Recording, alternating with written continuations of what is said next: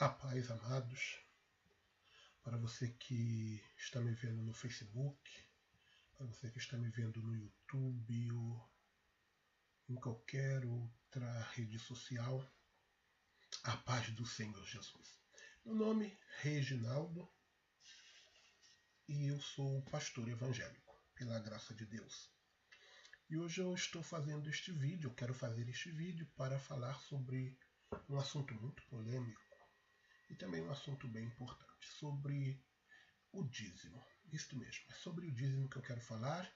Não vai ser uma pregação, o que eu vou falar aqui é uma explicação do que eu acho sobre o dízimo, através da leitura da Bíblia Sagrada, através do entendimento que eu tenho tido durante já algum tempo, passei a ter este entendimento sobre o dízimo, e isto eu quero dividir aqui com você. O intuito desse vídeo não é afrontar ninguém, o intuito desse vídeo não é acusar ninguém, o intuito desse vídeo também não é mostrar a verdade absoluta, porque eu não sou absoluto, mas é tentar esclarecer um pouquinho sobre o dízimo, se devemos ou não entregar o dízimo, se é obrigatório, se não é obrigatório, por que o dízimo e tudo mais. Como todos sabem, o dízimo é 10% de alguma coisa, né? Dízimo quer dizer 10%, a palavra em si já quer dizer 10%. Então, já vamos descartar de começo a tal ideia do tridízimo, é totalmente antibíblica, não existe nada na Bíblia que fale sobre tridízimo, nada disso. Então, esta de tridízimo já é uma doutrina mesmo de homem para explorar, para usar as pessoas. Mas eu quero falar com vocês hoje sobre o dízimo antes da lei de Moisés, o dízimo na lei de Moisés e o dízimo pós-lei de Moisés, ou seja, na graça. E é sobre isso que eu quero conversar com você, que eu quero falar com você, eu quero tentar explicar para você. Em toda a Bíblia nós vemos, né, a palavra dízimo. E antes da lei de Moisés existem dois relatos bíblicos sobre o dízimo, tá? Sobre o dízimo. Deixa eu pegar aqui a minha Bíblia. Existem dois relatos sobre o dízimo antes da lei de Moisés. E a primeira pessoa a entregar o dízimo foi Abraão. E a passagem está lá em Gênesis capítulo 14, tá bom?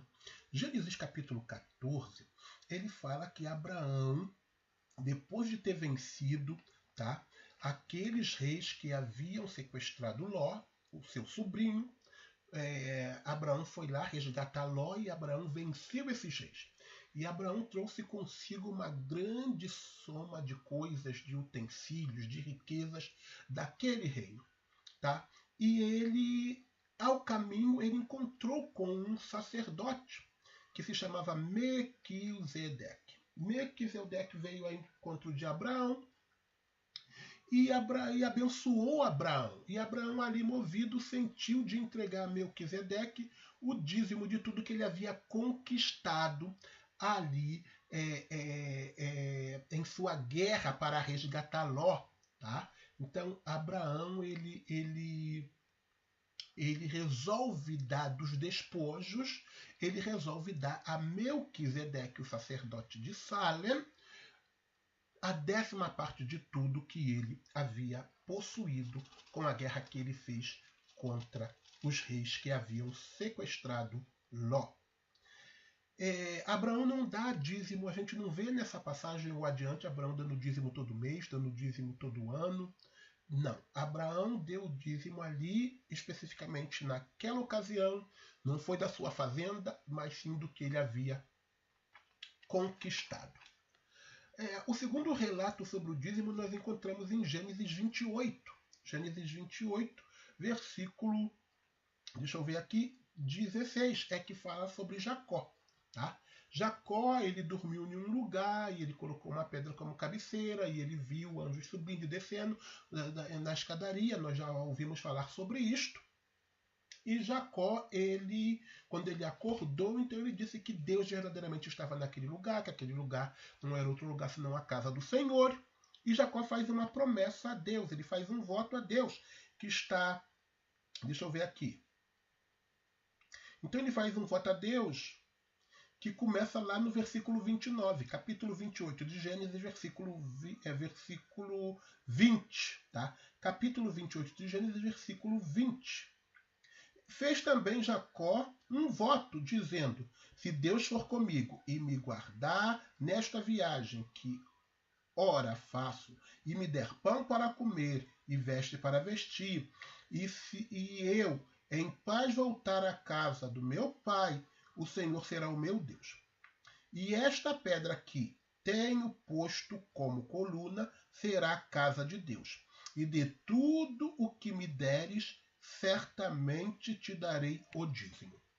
Então nós vemos aqui Jacó fazendo um voto a Deus de que se Deus abençoar ele, se Deus fizesse ele retornar com paz, ele daria o dízimo de tudo que ele possuísse. Nós vemos aqui esses dois dízimos, tanto de Abraão como de Jacó. Nós vemos que são dízimos voluntários, tá bom? Você não vê aqui Deus pedindo a eles dízimo, você não vê aqui Deus exigindo deles dízimo, você não vê aqui o sacerdote de Salem, Melquisedeque, dizendo que recebeu uma revelação ou que Abraão precisava dar o dízimo, não. Todos os dois, Abraão e Jacó, eles sentiram, Abraão sentiu de dar e Jacó sentiu de fazer o voto de dar o dízimo. A Bíblia também não diz que eles viveram dando dízimos a vida toda, todo mês, todo ano, não. A Bíblia menciona essas ocasiões aqui, específica, onde cada um deu o dízimo. Dízimos voluntários, não obrigados pelo Senhor. Tá bom? Então guarda isso aí na sua cabeça. Mas nós também podemos ir para a instituição do dízimo, tá bom? Então na Bíblia, quando Deus tirou Israel do Egito, então Deus fez de Israel uma nação concreta, tá? Uma nação física, algo físico agora está acontecendo com aquele povo que saiu do Egito, tá? Então Deus começa a fazer um concerto com eles no Monte Sinai, onde Deus começa a ditar leis para eles, tá bom? E uma das leis foram 613 leis, tá? Que foram ditadas ao pé do Monte Sinai.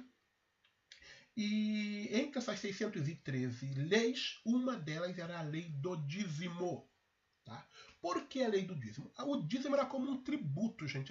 Era como um imposto que o povo pagava ao Estado. Ou seja, nesse caso, era a igreja. Tá? Porque Israel era governado nessa época, principalmente não tinham reis, era pelos sacerdotes. Tá bom? Então, os sacerdotes, se você for ver lá no livro de Números 18, do 21 a 24, você vai ver que existia o dízimo dos levitas, dos sacerdotes. Ou seja, os sacerdotes iam viver daquele dízimo. Os sacerdotes não podiam trabalhar. Números 18, verso 21 e 24 fala especificamente sobre isso. Eles não poderiam trabalhar, eles trabalhariam somente religiosamente. É como, vamos dizer assim, os funcionários públicos, gente. Você está entendendo? Que recebem do nosso salário, ou seja, nós pagamos os impostos para que eles possam receber. Eles trabalham para nós. Eles são os nossos servos, tá bom? Então eles trabalham para nós. Então os levitas trabalhavam para servir a Deus e ao povo. Eles não poderiam ter outro trabalho, eles não poderiam ter posse de nada, eles não poderiam possuir nada. O trabalho deles era do Senhor e para o povo. Então o dízimo dos levitas. Então foi constituído esse dízimo para que os levitas tivessem mantimento. Nós também temos o dízimo dos festivais, das festas anuais judaicas, festa das cabanas, todo esse tipo de festa que tinha, né, em Israel, da Páscoa, não é isto? Tudo isto tinha-se também o dízimo. Era o dízimo que o povo dava para a celebração. Inclusive, nos festivais, o povo também podia comer do dízimo. O povo não só entregava o dízimo, ele comia do dízimo festejando também. Tá bom? Então guarde também bastante isso aí. E tem o dízimo para os pobres, que era colhido a cada 3 anos. Está lá em Deuteronômio 14, 28 e 29. Era o dízimo dos pobres, das viúvas, dos órfãos, dos necessitados.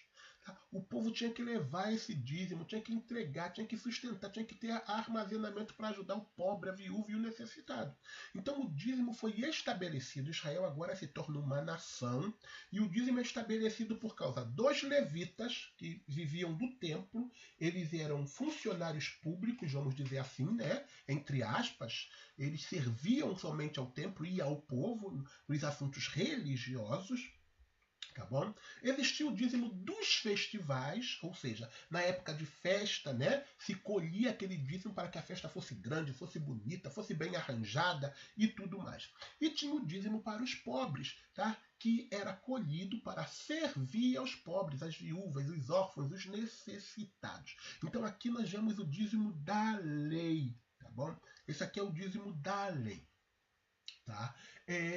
Eu cresci dentro do sistema do dízimo, tá? E é sobre isso que agora nós vamos entrar, que eu creio que a maioria das pessoas cresceram ouvindo falar sobre o dízimo, sobre o sistema do dízimo, onde se lê Malaquias, tá? Então vamos lá, vamos abrir a nossa Bíblia no livro de Malaquias, tá bom? Livro de Malaquias, capítulo 3, né? Malaquias capítulo 3, acredito que quase todo cristão, praticamente os mais velhos, eles cresceram ouvindo Malaquias 3 e a maldição de Malaquias 3. E eu também ouvi Malaquias 3, eu cresci com Malaquias 3 na minha cabeça, sendo pregado por pessoas. E eu mesmo, depois que eu me tornei um pregador, né, que eu me tornei diácono, evangelista, pastor e comecei a pregar, eu também preguei de acordo com aquilo que eu aprendi, que é Malaquias 3, que fala sobre o dízimo, roubará o homem a Deus, todavia vós me roubais, estará em Malaquias 3, nos dízimos, nas ofertas alçadas e tudo mais. Tá? E com essa palavra, os pastores e até mesmo eu, amedrontei o povo, tá bom? Eu coloquei medo no povo, medo das maldições, do tal gafanhoto migrador, cortador, não é isso? Devorador, da maldição de que não ia chover, a chuva, né? As duas chuvas, que é a de primavera, que é a de outono, para fazer o alimento crescer, frutificar e tudo mais. E durante muito anos da minha infância, que eu cresci no Evangelho, eu me converti ao Senhor Jesus com 7 anos de idade, 6 para 7 anos, se eu me recordo bem, mas foi antes dos 7, até os 7. E eu cresci com esta palavra de Malaquias sobre as maldições, e de fato isso dá muito medo. Nós temos muito medo sobre isso, de Malaquias, das maldições. Quem não tem medo de maldição? E eu cresci ouvindo isto de Malaquias, tá bom? Roubará o homem a Deus. E eu preguei muito sobre isso. Eu nunca fui mal intencionado, eu nunca roubei o dízimo, eu nunca tirei proveito do dízimo. Eu já vivi do evangelho, mas eu vivia daquilo que me cabia, daquilo que para viver uma vida honesta, uma vida simples, tá bom? Já vivi do evangelho, hoje eu não vivo mais. Tem 19 anos que eu não vivo mais do evangelho, eu tenho o meu trabalho, mas eu respeito os pastores que vivem do evangelho, porque a palavra de Deus mesmo, ela diz que aquele que trabalha, né, no Evangelho deve viver do Evangelho.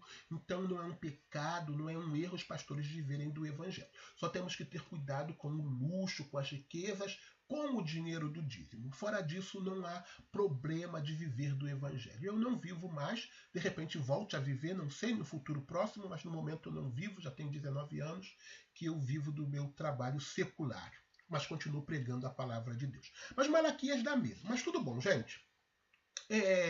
Eu sempre ficava, as pessoas sempre ficavam arrumando argumento, e eu sempre ouvia argumento, e um dos argumentos que eu ouvi muito foi lá em Lucas, tá? Lucas capítulo 11, verso 42 e ao verso 46. O livro de Lucas capítulo 11 fala sobre Jesus falando para os fariseus sobre o dizimar, a hortelã, a arruda e não serem misericordiosos, tá bom? E não serem misericordiosos.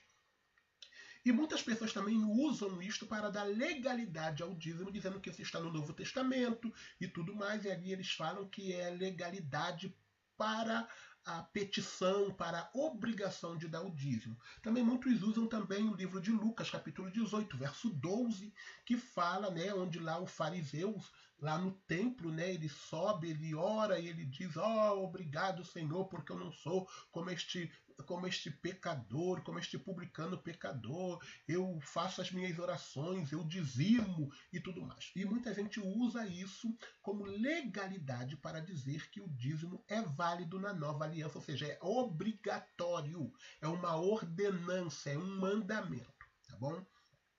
Isso tudo sempre ficou na minha cabeça, e durante muito tempo eu preguei isso, o dízimo obrigatório, pedir o pessoal para não ser ladrão, dizer para o pessoal que o devorador ia devorar. Eu preguei muito sobre isso. Mas um dia eu resolvi estudar mais sobre o dízimo, tá bom? Então eu descobri, tá? Nos meus estudos, como eu falei, não quero aqui desfazer de ninguém, não quero aqui humilhar ninguém, não quero aqui ter a verdade absoluta, mas nos meus estudos eu descobri que na graça não existe dízimo, não existe um mandamento do dízimo e não existe uma ordenança do dízimo, tá bom?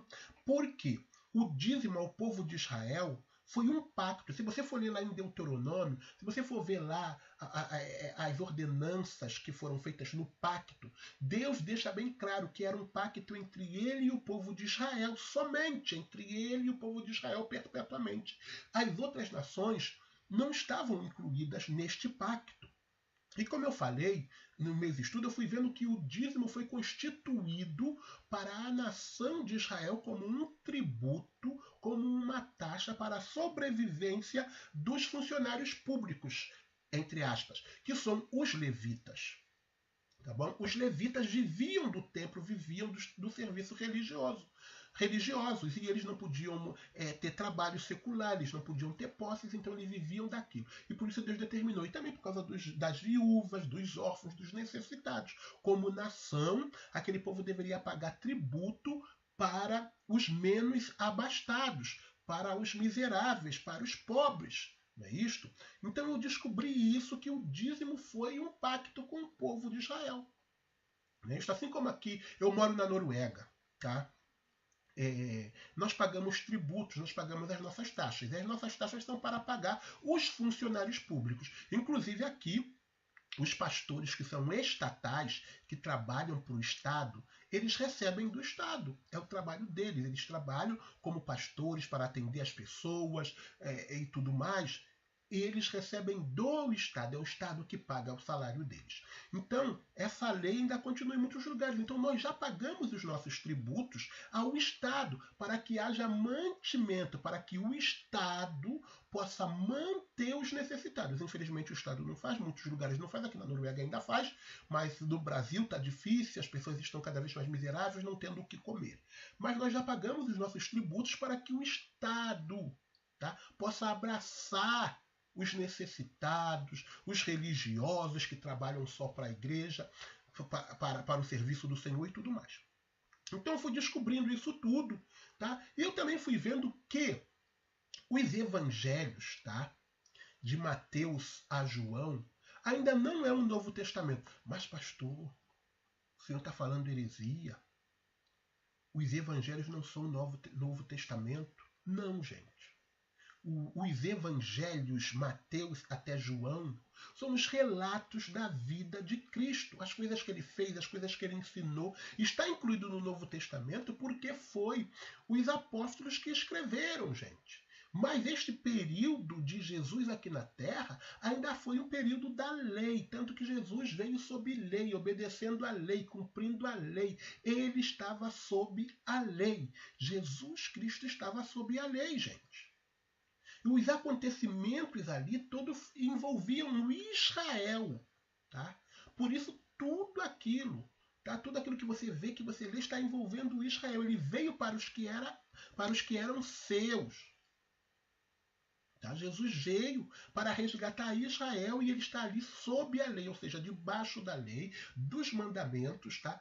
O Novo Testamento, tá?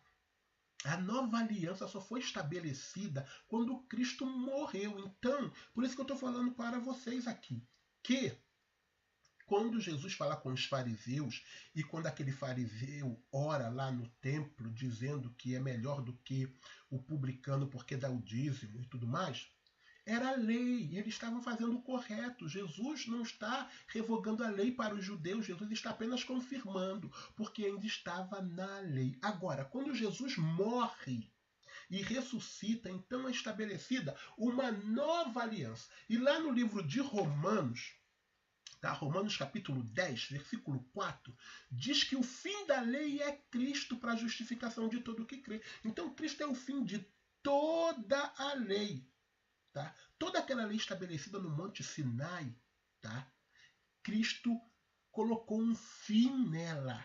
Esta é a verdade. E nos deu novos mandamentos e nova lei. Você tem que precisar ler as cartas paulinas, você precisa ler os apóstolos, não é isso? Os outros que escreveram. Então ali estão os mandamentos. Ainda que muitas coisas foram tiradas do antigo e colocadas no novo, porque quem escreve o testamento tem essa autoridade, tá bom? Não quer dizer que todo o Antigo Testamento está valendo para quem está em Cristo. Não. Está valendo aquilo que está confirmado no Novo. Então nós precisamos saber separar o Antigo do Novo Testamento. Ainda que no Novo Testamento contém muitos mandamentos que foram tirados do Antigo e foram renovados no Novo Mandamento. Tá? Vamos dizer que eu faça um testamento hoje e daqui a 20 anos, 30 anos, quando meu filho estiver grande, maior de idade, adulto, eu vou lá e mude o testamento. Né? Vamos dizer, não, eu tenho só um filho e eu tenho um testamento. Vamos dizer assim, eu tenho só um filho e eu tenho um testamento. E eu coloco no testamento que o meu filho é o meu herdeiro, ele vai possuir tudo. Mas de repente eu tenho um outro filho. Eu tenho que ir lá e mudar o testamento, não é isto? Então, de repente, eu vou tirar coisas antigas do Antigo Testamento e colocar no Novo. Mas aquele antigo não vale mais, só vale para recordação. O que vai passar a valer é o novo que eu escrevi, o novo que eu assinei. Tá bom? E com a minha morte ele vai ter validade na vida dos meus filhos. Aquele antigo vai ser arquivado, talvez só para a memória e tudo mais, mas não vai ter mais validade. A mesma coisa foi o que Cristo fez quando ele morreu. O Antigo Testamento, tá? Ele colocou fim, ele mudou o testamento, tá bom? Então o que ele tirou do antigo e colocou no novo está valendo, mas o que ele não tirou do antigo não está valendo. Então por isso nós precisamos ler. E no Novo Testamento, gente, eu não encontrei em parte alguma, ou seja, de Atos até Apocalipse, tá? Porque como eu já falei, os evangelhos de Mateus a João não são Novo Testamento. Você precisa entender isso. Não é Novo Testamento. São os acontecimentos, os relatos da vida de Cristo sob a lei, debaixo da lei, para obedecer à lei, fazendo milagres e anunciando o Novo Testamento, e anunciando o Evangelho, a salvação. Jesus está ali anunciando o que vai acontecer com a sua morte, tá bom? Então, começa a valer depois que Cristo morre, então a aliança é estabelecida. Nós vemos isso na Santa Ceia, na ceia de Cristo. Tá? Este é o cálice da nova aliança. A gente coloca isso na mente de vocês. A nova aliança.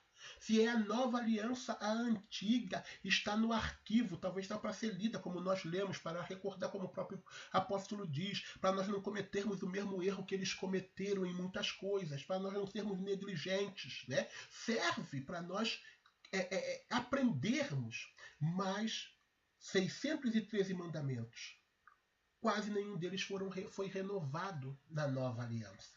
Então precisamos perceber isso. E uma das coisas que não foi renovada é o dízimo, gente. Tá? Mas então, vamos voltar a Malaquias, porque muitas pessoas usam isto como se sendo para a igreja, para os gentios, para a nação gentílica, para aqueles que não são judeus que se converteram.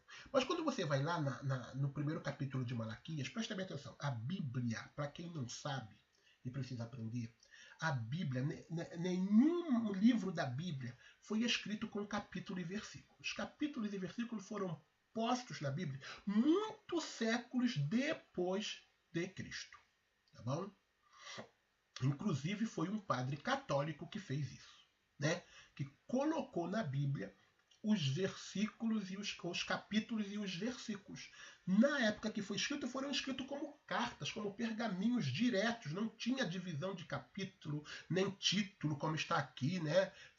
Jacó é amado, Esaú é detestado. Não tinha título, era uma coisa só. Aí depois veio um bispo católico e fez a divisão, muitos séculos depois de Cristo, entre capítulo, versículo e tudo mais.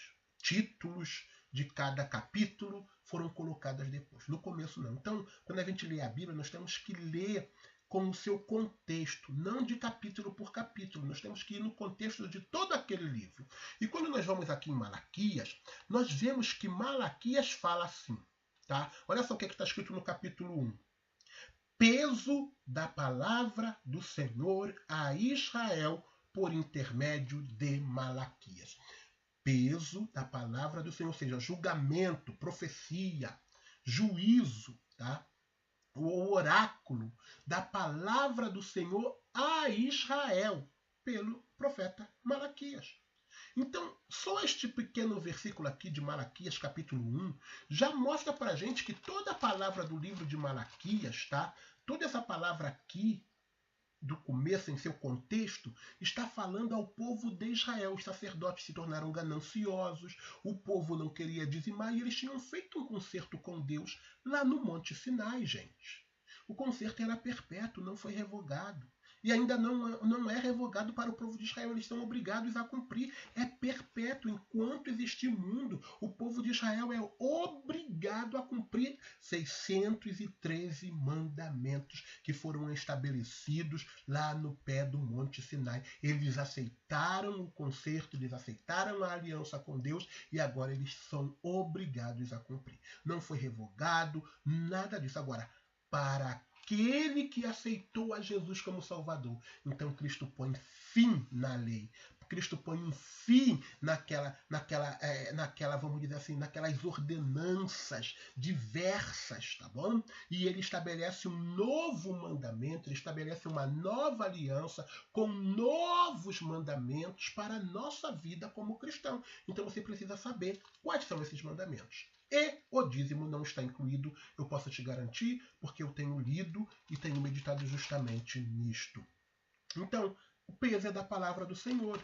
Então aqui eles roubam a Deus, e Deus pergunta, e eles dizem que te roubamos, nos dízimos, nas ofertas alçadas, com maldições seus amaldiçoados. Por quê? Lá no livro de Êxodo, Levítico, Deuteronômio, já está escrito as maldições que viriam sobre eles, se eles não obedecessem àquele concerto. E por isso veio maldição sobre ele. Então Deus diz, eu vou cerrar o céu, eu vou enviar os gafanhotos, o cortador, o migrador, o devorador, ele vai destruir tudo.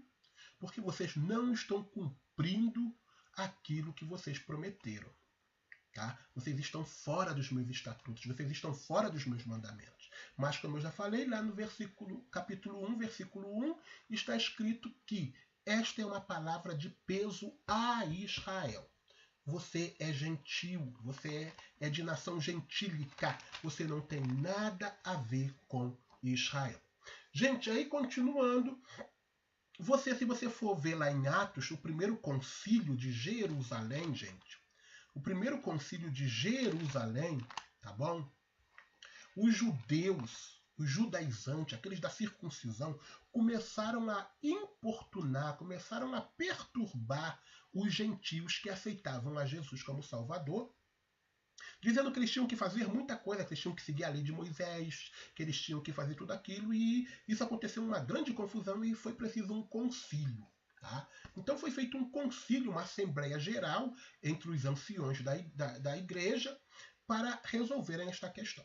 Gente, e foram faladas muitas coisas, teve as discussões, né, da Assembleia, tá? E olha só, Atos 15, verso 28. Depois de toda a discussão, eles tomaram uma decisão. Aí olha só a decisão. Atos dos Apóstolos, capítulo 15, versículo 28. Pareceu bem ao Espírito Santo e a nós não vos impor mais encargo algum, senão estas coisas necessárias, que vos abstenhais das coisas sacrificadas aos ídolos, do sangue, da carne sufocada e da prostituição. Fazei bem se vos guardardes destas coisas, bem vos será. Entendeu? Não está aqui o dízimo. Por quê? Olha só o que ele manda aos gentios fazer. Gente, a ordenança aos gentios. Se guardem da prostituição, da carne sufocada, da carne sacrificada aos ídolos. Não fala nada que tem que dar o dízimo, que é obrigatório, que vai ser amaldiçoado. Esta é a decisão do Concílio de Jerusalém. Eu estou vendo que o vídeo está ficando um pouco grande, mas eu espero que você veja até o final para a sua edificação. Gente, então eu continuei os meus estudos, tá? E eu fui lá para Coríntios, 2 Coríntios, gente. Já estamos terminando esse vídeo explicativo. 2 Coríntios, gente, capítulo 9, tá? Veja só o que Paulo diz. Aqui em 2 Coríntios, capítulo 9, é uma parte muito importante, porque aqui nesta parte, Paulo tinha toda a legalidade, toda a autoridade apostólica de poder dizer que as pessoas deveriam dar o dízimo à igreja. Mas ele não fala isso. Ele tinha toda a autoridade apostólica de dizer que as pessoas eram obrigadas a doarem, a cederem. Tá bom? Mas ele não fala isso. Olha só o que Paulo diz aqui em 2 Coríntios, capítulo 9, versículo 7. Cada um contribua segundo propôs no seu coração, não com tristeza e nem por necessidade.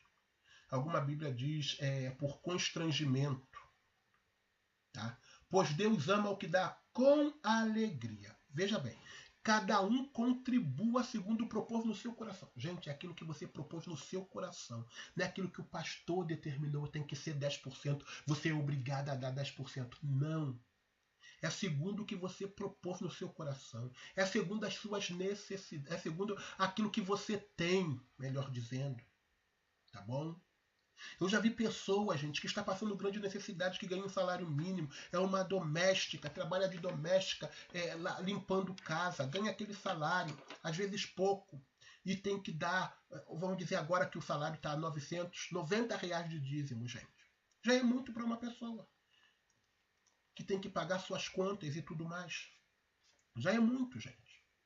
Então, gente, aqui Paulo deixa bem claro. Paulo podia dizer, não, vocês são obrigados, como na lei de Moisés, a darem 10%. Mas ele diz, não, cada um contribua segundo propôs no seu coração, não com tristeza, nem por necessidade, ou seja, porque você está ali vendo, porque você vê que é obrigado a dar e está triste, está amargurado, eu tenho que dar esse dinheiro porque senão eu vou ser amaldiçoado, o gafanhoto, o devorador, cortador e migrador vai destruir tudo da minha casa. Não, ele diz bem claro, tá bom? Segundo propôs no seu coração, Deus ama ao que dá com alegria. Então Deus ele vai te abençoar porque você dá com alegria. Olha só.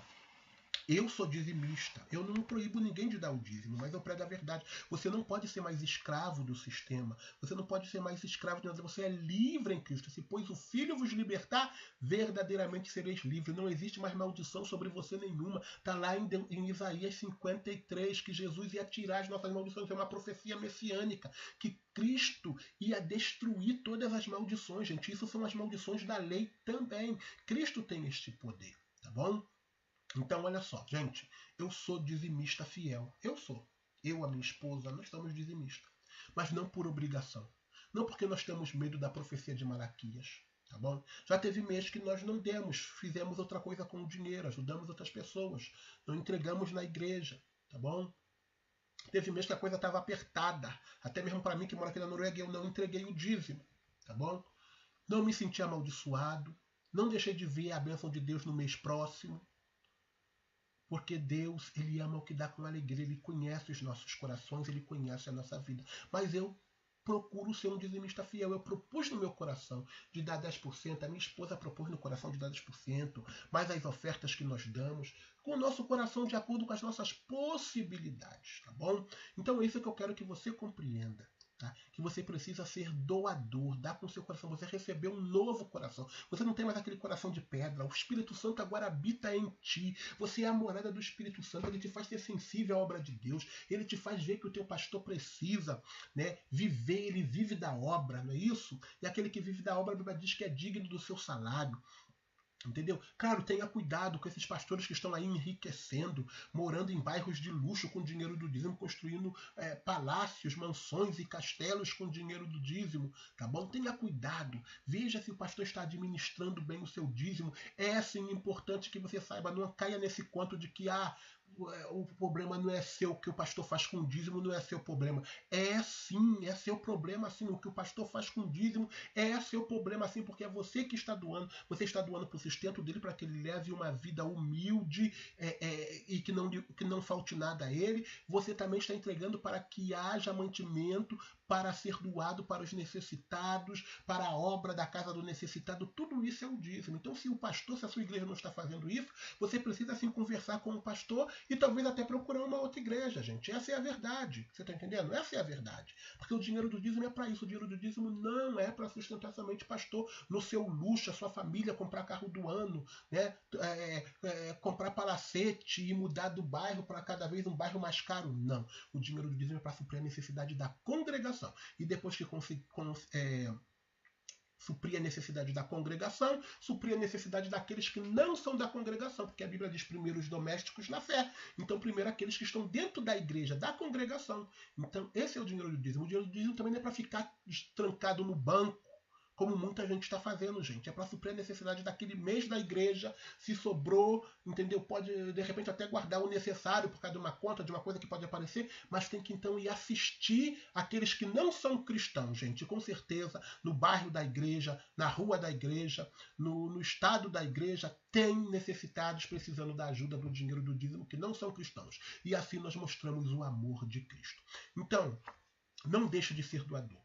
Não faça do dinheiro o seu Deus. Seja doador para a obra de Deus. Deus ama aquele que dá com alegria. Mas não dê por constrangimento. Não deixe ninguém te constranger, como tem uma versão aqui de 2 Coríntios 9 que diz não por constrangimento. Não deixe ninguém te constranger, te amedrontar, entendeu? Te fazer dar com medo de ser amaldiçoado. Não. Dê com amor para a obra de Deus. Tá? Para o serviço da casa de Deus, para assistir as pessoas, e Deus vai te abençoar. Então, gente, uma conclusão. Tá? O dízimo antes da lei é porque eles sentiram no coração voluntariamente de dar. O dízimo na lei foi uma obrigação por causa dos levitas, dos pobres, dos necessitados. Foi uma obrigação, Deus impôs, eles teriam que dar para que eles recebessem a bênção de Deus e assim toda a nação funcionasse bem e fosse próspera. O dízimo depois da lei, ele volta a ser voluntário, não existe um mandamento. Não existe um mandamento. Não existe uma ordenança sobre o dízimo, mas Paulo diz que voluntariamente cada um deve dar aquilo que propôs no seu coração. Tá? Não deve ser com tristeza, tá? Não deve ser por medo, por temor, mas deve ser com alegria. Então, meu amado, minha amada, você que está me ouvindo, fique na paz do Senhor. Espero que este vídeo, que foi um pouco longo, eu pensei que seria mais curto, possa ter te ajudado na fé. Seja dado para a obra de Deus. Não deixe o inimigo te fazer uma pessoa orgulhosa, uma pessoa avarenta. Não deixe o inimigo te fazer que você comece a acreditar que o dinheiro é o seu Deus. Não. Deus é o nosso Deus. E Ele tem muitas coisas para nos dar. Continue abençoando a casa de Deus com a sua fazenda, com a sua renda, mas tudo voluntariamente, com amor. E se um dia você não puder dar, se um dia aparecer uma conta, se um dia aparecer uma pessoa da família que está enferma, que está necessitada, ajude a pessoa da sua família, ajude o seu vizinho, o seu amigo, sim, ajude sim. Você não vai ser amaldiçoado porque você não entregou o dízimo, você não vai ser amaldiçoado porque você não pôde naquela ocasião levar o dízimo até o pastor, até a igreja, tá bom? Deus, ele derrama sobre mim, sobre você, toda a sorte de bênção. Nós recebemos a bênção de Jesus Cristo, nós somos lavados pelo sangue de Cristo, o sangue de Cristo está sobre nós. Então fique na graça, fique na paz do Senhor, que o Senhor te abençoe e que o Senhor te guarde, que o Senhor faça resplandecer a luz do seu rosto sobre ti e que tenha misericórdia de ti, que o Senhor sobre ti levante o seu rosto e te dê a paz. Quem vos falou? Eu, pastor Reginaldo, para a honra e glória do nome do Senhor. Fique na graça, fique na paz do Senhor e até um próximo vídeo com algo polêmico, né, que nós sempre vamos falar e vamos fazer aqui. Desculpe o vídeo, é um vídeo caseiro, tá bom? Não tem som, não tem estrelinha, não tem nada disso. Eu tentei apenas explicar para você um pouco sobre o dízimo para que você não seja pego ao sistema, fique aprisionado, seja escravo. Jesus te libertou de toda escravidão, Jesus te libertou de toda maldição, Ele está contigo, Ele te abençoa. O dia que você não puder, você não pode. Fique na graça, fique na paz do Senhor.